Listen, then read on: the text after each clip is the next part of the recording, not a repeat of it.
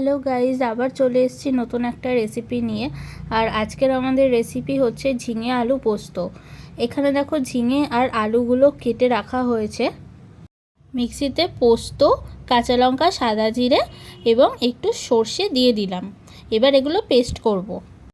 এবার কড়াইতে সর্ষের তেলের মধ্যে সাদা জিরে আর শুকনো লঙ্কা ফোড়ন দেওয়া হলো। এবার কড়াইতে আলুগুলো সামান্য ভেজে নিচ্ছি। আলুগুলো কিন্তু ভাজা ভাজা হয়ে গিয়েছে। এবার এর মধ্যে ঝিঙেটা দিয়ে দেবো। এর মধ্যে এখনও কিন্তু নুন দেওয়া হয়নি, কারণ নুন দিলে জলটা ছেড়ে যাবে। তাই একটু ভাজা ভাজা হয়ে নিক, তারপর নুনটা দেওয়া হবে।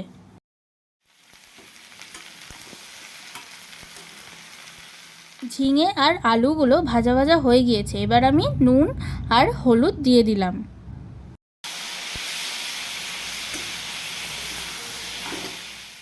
এবার মিক্সিতে পেস্ট করা মশলাটা ঢেলে দিলাম।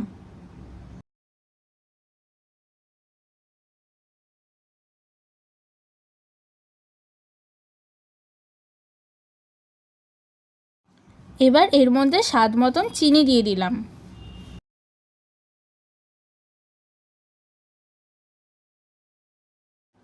এবার এটা একটু কষাবো।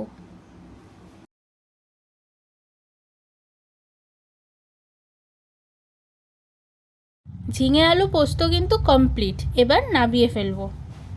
তো আজকের রেসিপিটা কেমন লাগলো অবশ্যই কিন্তু কমেন্টে জানিও। আবার তোমাদের সাথে অন্য কোনো একটা ভিডিওতে দেখা হবে। টাটা।